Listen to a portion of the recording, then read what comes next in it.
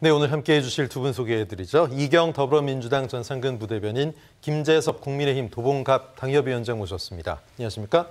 네, 안녕하세요. 네. 자, 국민의힘 중앙윤리위 이준석 대표에 대해서 징계 절차를 개시한 지 78일 만에 당원권 6개월 정지, 중징계가 나왔습니다. 자, 오늘 새벽 이양희 윤리위원장이 직접 설명한 징계 배경 영상으로 먼저 확인해 보시죠. 김철근이 본인의 일이 아님에도 불구하고 7억 원이라는 거액의 투자 유치 약속 증서의 작성을 단독으로 결정하였다고 믿기 어려운 점 등을 종합적으로 고려했을 때 이준석 당원의 위 소명을 믿기 어렵다고. 네, 윤리위를 연 만큼 징계가 아주 안 나오는 것은 글쎄요, 뭐 이런 표현 어떨지 모르겠습니다만 성의가 없어 보일 수도 있고 또 정치적인 부담도 너무 크기 때문에 보통은 경고 정도가 나오지 않을까 이런 예상도 있었고요. 그러면서 갈등 봉합 국면으로 간다. 그랬는데 좀 큰 징계가 나왔습니다. 중징계입니다. 이 위원장 말 가운데 하나 분명히 좀 짚어볼 내용이 있는데요. 일단 윤리위는 수사기관이 아니다. 국민의힘이 수사기관 결정에 따라서 당원 윤리 강령과 규칙을 판단한다면 국민의힘 스스로 윤리위의 존재 가치를 부정하는 것이다. 이렇게 얘기했습니다. 자, 그러니까 뭐 경찰의 수사 결과가 나왔는지 않았는데 어떻게 징계하냐. 이게 이제 이준석 대표 측의 주장이었는데 그것을 좀 잠재우기 위한, 일축하기 위한 발언이고, 자, 성상납 여부를 떠나서 증거인멸의 의혹이 분명해 보인다. 이거에 대해서 징계 근거를 찾은 게 아닌가 싶은데요. 이경 대변인 어떻게 보셨어요? 솔직하게 말씀드리면은 이렇게까지 중징계가 나올지는 몰랐습니다. 네. 왜 그러냐면은 수사 결과를, 윤리위 차원에서 수사 결과를 보지 않는다고 얘기는 하긴 했습니다. 네. 그 전에도 수사 결과 전에 윤리에서는 이 부분에 대해서 징계가 가능하다라고 윤리위원장이 이렇게 얘기를 하기는 했습니다만, 네. 그럼에도 불구하고 뭐를 근거로 이렇게 할 것이냐. 근데 저는 우선은 6개월이라는 것도 중징계도 좀 충격이었지만 그 근거입니다. 그러니까 우리 당원 당규라든지 그 윤리규칙이라고 하지 않습니까? 윤리규칙의 4조 1항에 보면은 그 근거가 그랬습니다. 당원으로서의 예의, 자리에 맞게 행동해야 되는데 그러지 못했다는 것입니다. 지금 이 얘기만 들었어도 네. 예의를 지키지 않고 자리에 맞게, 그러니까 당대표로서 행동에 자리에 맞게 행동하지 않았다는 것이 어떻게 이렇게 중징계가 내려질 수가 있겠습니까? 지금 근거가 없습니다, 전혀. 물론 그러면서 또 그 얘기를 덧붙여서 했었죠. 그러니까 성상납 의혹에 대해서는 윤리위에서 이 부분에 대해서는 그 판단하는 데는 아니었었다. 예. 그러면은 6개월이 나올 수가 없지요. 그런데 이렇게 나왔다는 것은 예. 이준석 대표는 이제 여러 가지 얘기를 했습니다만은 그냥 윤리위에서 그냥 아무것도 정무적인 판단을 원래 안 하는 곳이라고는 하지만 여기는 정무적인 판단이 절대 없이 이런 결정이 내려진다는 것은요. 이것은 국민의힘이 지금 현재 여당이지 않습니까? 야당이라 함에도 불구하고 아니면 새로 생성된 새로운 당이라 하더라도요. 예. 이런 결정을 합당하게 이해할 만한 어떤 당원들이 누가 있을까? 개인적으로 이준석 대표를 만약에 미워하는 네. 분들이 만약에 당원분들 중에 계신다면은 그래요. 이것도 다른 국민의힘 쪽 패널이 나와서 하시는 말씀이 속 시원하다 이런 말은 할 수 있습니다. 예. 그렇지만요. 이렇게 속 시원하려고 이렇게 징계해서는 안 되는 거 아니겠습니까? 그래서 이 징계에 대해서는 저는 야당 민주당 입장이지만 이거는 너무한 거 아닌가 그런 생각이 듭니다. 예, 이경 대변인 민주당 상근 부대변인 지냈는데 야당에서도 봐도 이건 좀 심한 게 아니냐. 자, 물론 이준석 대표 또 김철근 실장 어제 윤리위 앞서 소명을 했습니다. 윤리의 결정을 바꾸지는 못했는데요. 일단 이양희 위원장에게는 신뢰할 수 없었다. 그러니까 소명을 못 믿겠다. 이 내용인데 소명을 단순히 못 믿겠다는 것만으로 이런 중징계가 전격적으로 나올 수가 있습니까? 그러니까 저도 이해가 안 되는 부분이 바로 그 지점입니다. 그러니까 이준석 대표가 잘못했고 여부를 떠나서 이양희 위원장의 이야기대로 수사기관의 결과를 기다리는 건 여부와 떠나서 네. 적어도 당대표를 징계하고 그 징계라고 하는 것이 사실상 탄핵에 가깝다고 한다 그러면 네. 가장 중요한 것이 절차적 정당성이거든요. 왜냐하면 이준석 대표는 누가 뭐래도 당원들과 국민들이 투표한 아주 공정한 선거에서 전당대회에서 선출된 당 대표입니다. 네. 그러면 대표권이 있는 것이고 민의가 반영된 것이고 주권을 이양받은 것이거든요. 그렇죠. 그러면 그 대표가 그 권한을 박탈당할 때에는 때로는 탄핵을 당할 때에는 그에 준하는 엄정한 절차들이 수반돼야 되는 것이거든요. 그러면 이양희 위원장 말대로 수사기관 여부와 떠나서 지금 이준석 대표에 대한 징계가 절차적으로 정당하느냐라고 따져봤을 때 저는 그렇다고 보지 않습니다. 이양희 위원장 스스로가 이야기한 대로 합리적 의심이 든다라는 것이거든요. 네. 이준석 대표 못 믿겠다 이거거든요. 예. 이게 과연 당대표를 징계할 수 있을 만한 당대표의 권한을 박탈할 수 있을 만한 근거가 되느냐? 저는 그렇게 보지 않습니다. 예. 해외에서도 그렇고요. 대한민국에서도 그렇고요. 늘 지도자를 탄핵하는 경우, 지도자의 권한을 박탈하는 경우는 형사사법 절차에 준하는 아주 엄정한 절차들이 수반됩니다. 근데 지금 윤리위에서 내린 결정의 근거들은 말 그대로 풍문 내지는 의심, 의혹 2단계거든요. 그러면 이준석 대표를 당대표로 만들어 놓은 당원들의 의사와 국민들의 의사는 도대체 뭐가 되는 건지, 그리고 과연 우리 윤리위원회가 당대표를 6개월이라고 하는 장기간 동안 당원권 정지를 할 만큼의 막강한 권한을 누가 부여했는지 예. 저는 여기에 대해서는 납득하기가 어렵습니다. 예. 자, 이런 중징계를 과연 예견이라도 한 걸까요? 자, 징계 처분을 앞둔 이준석 대표 울먹이기까지 했는데요. 소명을 위해서 윤리위에 출석했던 이 대표의 목소리 함께 들어보시고 다시 얘기 나누겠습니다. 정말 스테로이드 먹어가면서 몸이 부어가지고 여기저기서 왜 이렇게 살이 쪘냐고 놀림까지 받아가면서 선거 뛰었던 그 시기간 동안에도 정말 누군가는 선거 이기는 것 외에 다른 것들을 좀 생각하고 있었나 봅니다. 사실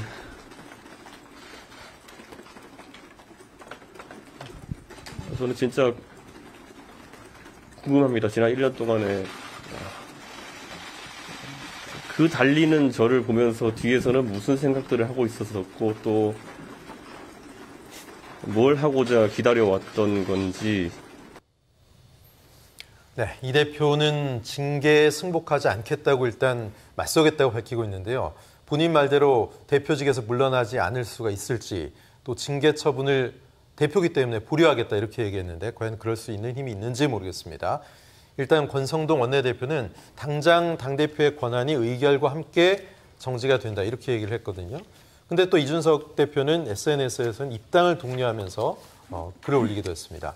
향후에 이 대표가 어떻게 움직일지 궁금합니다. 일단 여러 가지 예측들이 나오고 있는데 할 수 있는 모든 법적 대응과 대책은 다 강구하겠죠? 강구할 텐데, 네. 그러니까 뭐 가처분 신청을 한다는 이야기도 있고 한데요. 되게 그 당무에 관한 일들은 우리 법원이 개입하는 것을 극도로 꺼려합니다. 네. 그래서 저는 어떤 사법부의 판단에 의해서 이런 징계 절차가 번복되거나 하진 않을 것이라고 보고, 네. 오히려 당원 당규 내에 규정되어 있는 이준석 대표의 권한을 활용하는 방식, 내지는 윤리위원회와 관련된 규정에 규정된 그 불복 절차들을 밟을 거라고 생각합니다. 네. 동시에 이제 언론의 부당함을 호소하는 방식으로 이준석 대표는 지금 이 징계에 대해서 부적절함을 끊임없이 피력할 거라고 예상이 예. 됩니다만은 그동안은 상당 부분 당이 계속 시끄러울 것이고 당의 지지율도 거기에 상당 부분 영향을 미칠 거라고 생각합니다.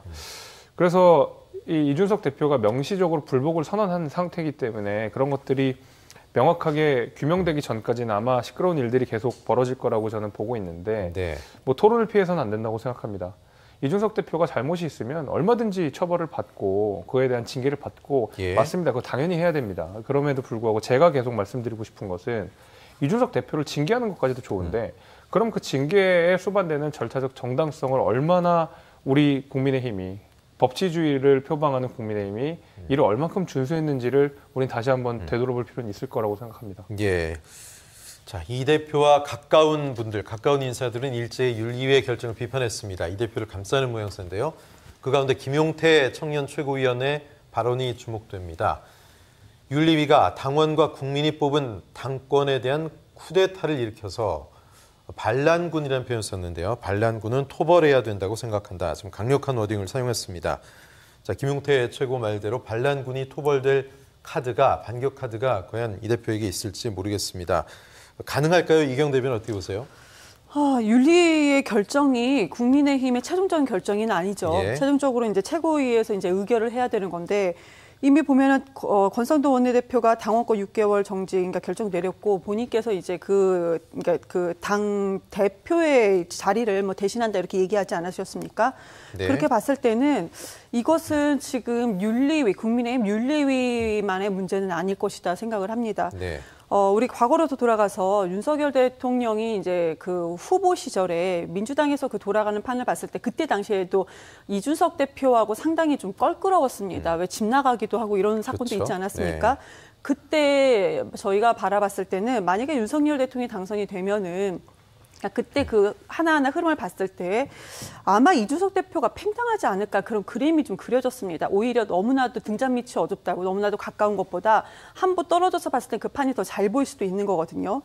왜 그러냐면 또 윤석열 그 대통령께서는 검찰총장 출신이 아니겠습니까? 검찰이라고 하면 상명하복입니다. 위계질서가 아주 정확해요. 그런데 이준석 대표는 본인의 대표로서 행사를 한 거고요. 그리고 지금 국민의힘 내부에서도 보면은 그 대통령 내외를 놓고 직언은 하지 않았지만 전반적으로 국민의힘의 잘못에 대해서 이준석 대표가 솔직히 제가 봤을 때는 이준석 대표만이 좀 이렇게 그 옳은 소리를 하는 건 아닌가 국민의힘 내부에서는 그러니까 그런 것들이 좀 눈에 가시거리를 걸리진 않았었을까. 그러니까 이 가시거리를 본 사람 누구냐. 아무래도 저는 윤석열 대통령이라고 좀 볼 수밖에 없는 거고 또 그 중에서는 윤핵관도 같이 있을 거라고 생각을 합니다.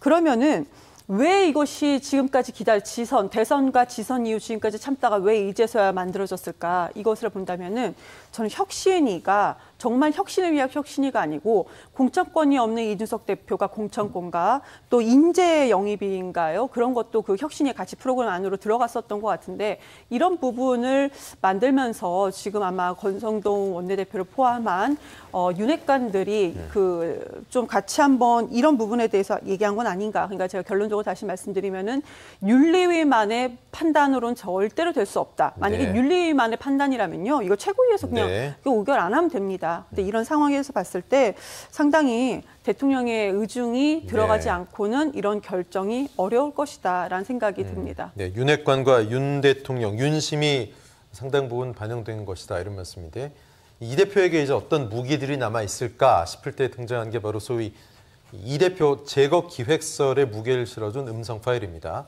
성접대 의혹을 폭로한 배경에 정치인이 있다는 주장인데 자, 이 음성 파일 신빙성은 어떻게 보십니까?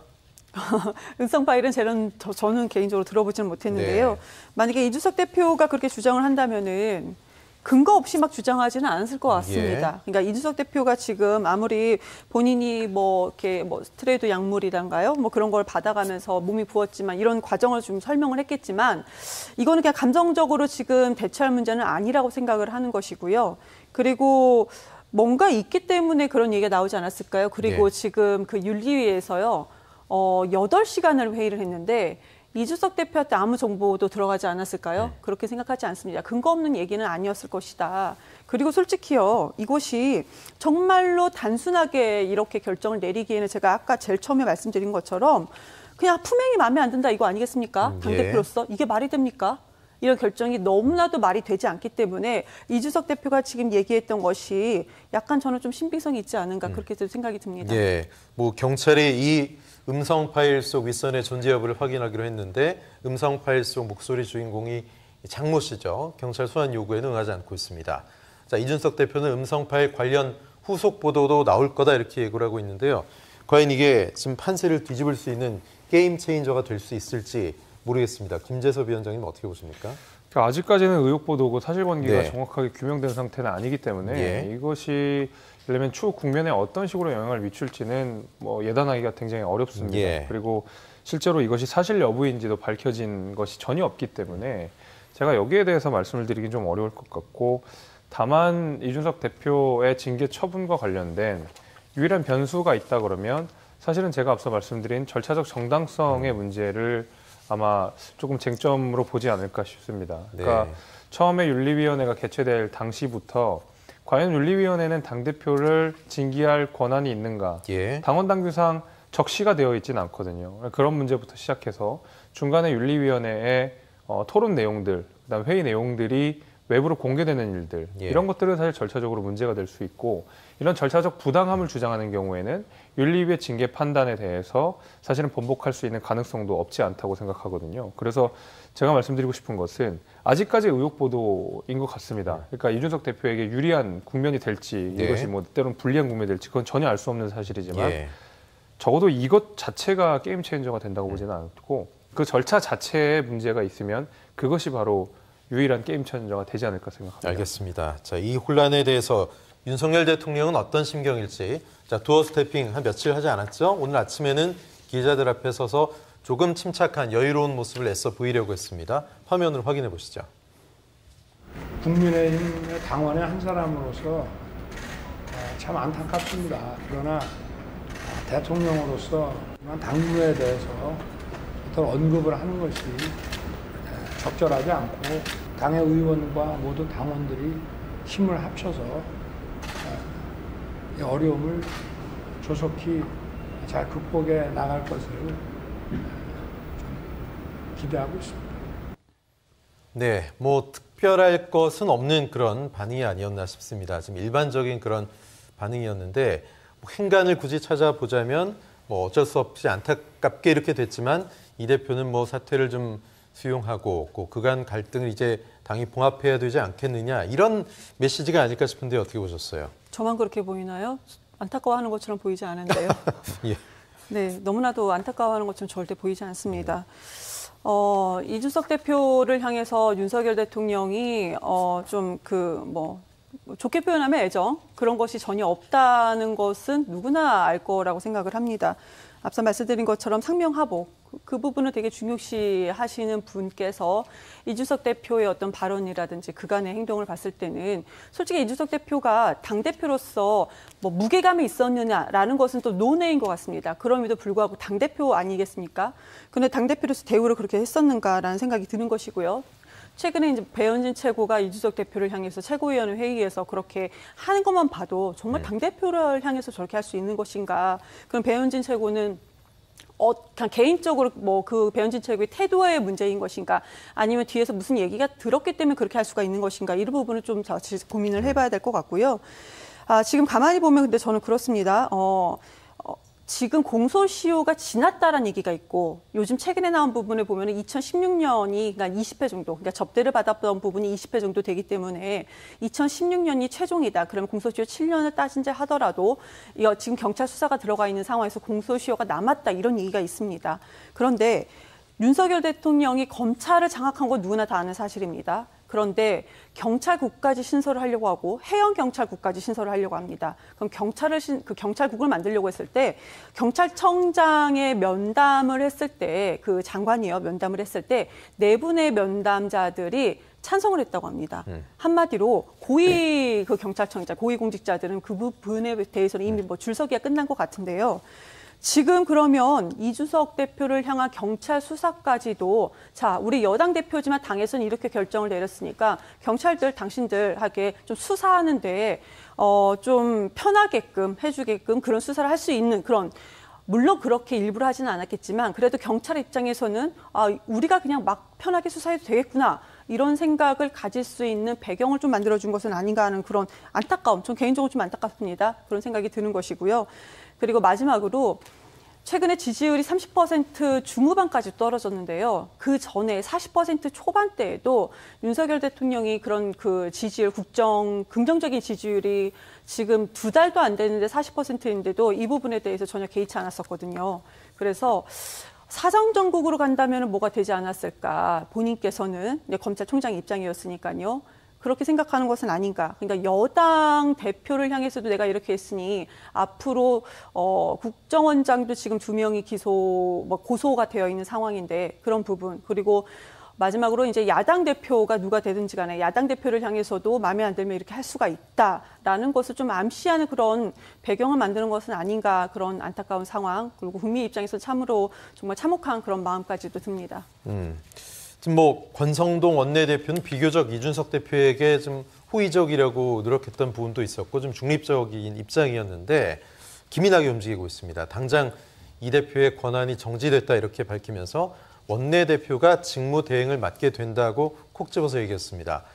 그러면서 또 익명 인터뷰는 이제 절대 하지 말자 이런 얘기도 했는데요.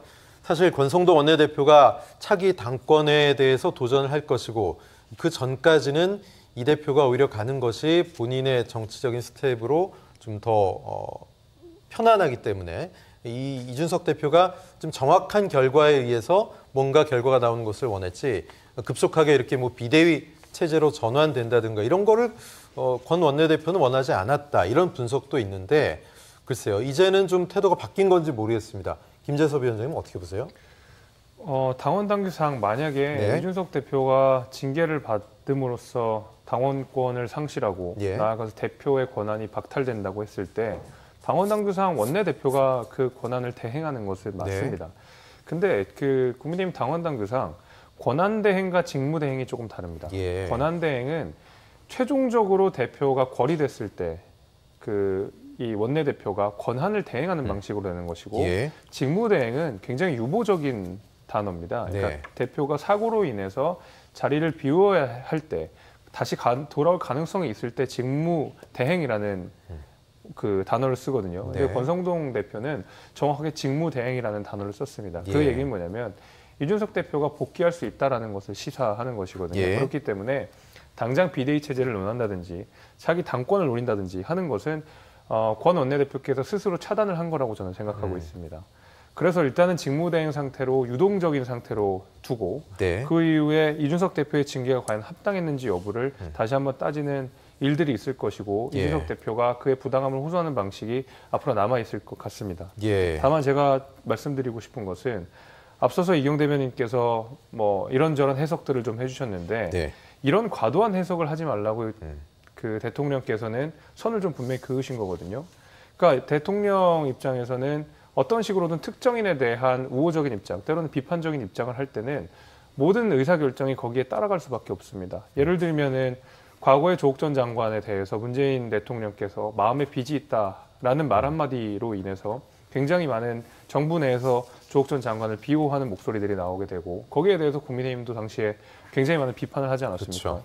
대통령이 특정인에 대해서 호불호를 판단할 수 없습니다. 그렇기 때문에 당원의 자격으로서 안타깝다라는 이야기만 하신 것이고 결국 당무는 당에서 결정되는 것이고 이항희 위원장 역시도 독립적인 의사 주체로서 이 징계 절차를 내린 거라고 저는 생각합니다. 최소한 그래야 된다고 생각합니다. 네. 그래서 어느 입김이 들어가거나 이런 것은 아닐 것이라고 저는 믿고 싶습니다. 예. 일단 권성동 원내대표는 직무 대행 체제를 지금 일단은 급하게 먼저 얘기를 했지만 결국은 당이 지금 리더십이 부재한 상황이기 때문에 차기 지도 체제 시나리오에 대해서 여러 고민들이 나오고 있습니다. 그중에서도 비대위 체제 전환이 가장 가능성이 큰 게 아닌가 하는 말들이 나오고 있는데요. 일단 뭐 권성동 원내대표가 비대위 체제를 가장 선호한다 이렇게 알려져 있고 또 아니면 또 당을 혼란을 막기 위해서 또는 당권에 대한 생각 때문에 다른 의도가 있는 게 아니냐 여러 관측들이 나오고 있는데 물론 뭐 본인의 당대표 도전을 위한 뭐 포석 이런 말들도 나오고 있는데요. 그런 얘기를 하기에는 아직 좀 시간이 빠르다 이런 말씀이시죠? 그렇죠. 이제 네. 비대위 얘기가 나온다는 것은 당대표가 최종적으로 권좌에서 물러난다라는 네. 걸 전제로 했을 때 비대위라는 것이고 예. 권성동 대표가 직무대행이라고 하는 것은 아직 대표의 자격이 남아있다. 다만 직무가 정지되는 것이다. 네. 라는 것을 분명히 선언하는 것이거든요. 예. 그렇기 때문에 저는 아직까지 비대위라든지 차기 지도부의 이야기를 나오는 것은 다소 급한 이야기라고 생각합니다. 예. 아마 그리고 권 원내대표께서도 그렇게 급하게 출범한 차기 지도부가 안정적으로 당을 이끌어갈 거라고 생각하지는 않으실 겁니다. 네. 왜냐하면 충분히 어느 정도 숙성 과정을 거치고 당원들의 의사를 받아들이고 이와 관련된 충분한 토론이 있은 이후 비대위가 되든 아니면 전당대회를 치르든 뭔가가 매끄럽게 이어질 수가 있는 것이거든요. 네. 지금 갈등의 불씨를 남아놓은 상태에서 전당대회만 치른다고 해서 이 모든 의혹과 갈등들이 일시적으로 해소되지 않기 때문에 예. 권성동 원내대표께서도 그런 부분을 잘 알고 계시기 때문에 직무대행이라는 말을 썼던 거라고 저는 보고 있습니다. 예, 지금 권성동 원내대표는 직무대행 얘기하고 있고 이준석 대표는 그만둘 생각이 없다 이렇게 얘기를 했는데 혹시라도 뭐 출근 과정에서 또는 일을 처리한 과정에서 물리적으로 좀 또는 모양새가 급박하게 충돌하는 모습이 나올지 않을까 이런 걱정도 좀 있거든요. 어떻게 그러니까 보세요? 사실은 지금 앞으로 향후 전국이 어떻게 될지 예측 자체가 너무 네. 어렵습니다. 이준석 대표는 분명하게 불복을 선언해놓은 상태고 권성동 대표는 바로 직무대행 체제로 전환을 해놨기 때문에 사실은 어떤 식으로 갈등이 번져갈지는 제가 뭐 예측하는 바가 없습니다만 네. 적어도 바로 어떤 지도부 체제가 변하는 방식의 사인을 주지 않을 거라고 봅니다. 그렇죠. 예, 예. 더 큰 혼란을 가져올 수 있기 때문에 시간을 좀 줄 것이다. 저는 그렇게 봅니다. 네, 그렇군요. 자, 국민의힘 내홍 상황에 민주당의 우상호 비대위원장도 뛰어들어 한마디 던졌습니다. 이 시점에서의 징계, 정치적인 의도를 읽어야 된다. 윤석열 대통령과 안철수 의원 대선 단일화할 때부터 안철수, 정부 구성에 참여하지 않지만 당은 책임지게와 같은 미락이 있었다고 강하게 의심하고 있다. 이런 이야기가 나왔는데요. 왜 저런 이야기를 우상호 위원장이 했을까요? 근데 뭐 우상호 위원장만 하는 얘기는 아니고 일각에서 뭐 소위 안철수 대표, 장제원 총장 이 투톱 이렇게 간다 이런 얘기들이 그전부터 나오긴 했습니다. 과연 이게 뭐 아니 땐 굴뚝에 연기 나는 꼴일까요? 어떻게 보세요, 이경 대변인?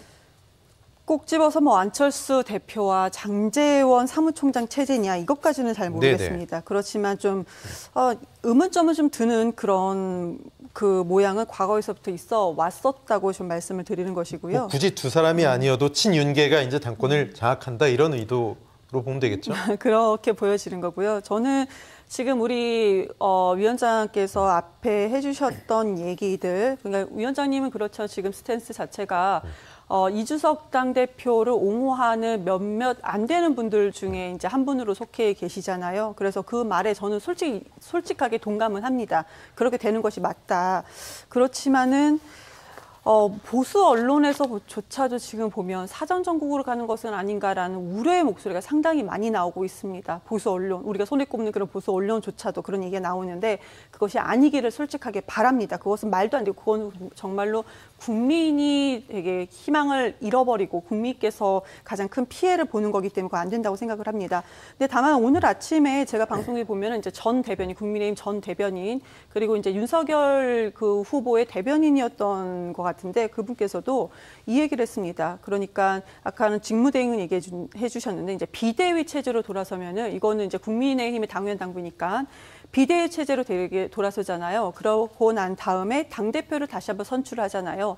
그럼 이준석 대표의 그 임기가 내년 6월까지라고 하는데 그 임기 계산이 다시 계산된다. 저는 그런 얘기를 들었습니다. 그러니까 국민의힘의 당원 당규가 좀 보시면 될 것 같아요. 근데 대변인이 나와서 한다는 것이 비대위 체제가 있고 당대표를 하면은 우리는 여태까지 그럼 당대표가 6개월밖에 되지 않느냐 그랬는데 그것이 아니고 당대표의 임기가 다시 새로 그냥 그때부터 시작이 되는 것이다. 남은 임기만 되는 것은 아니다. 이런 얘기가 왜 전 대변인 입장에서 나왔을까요?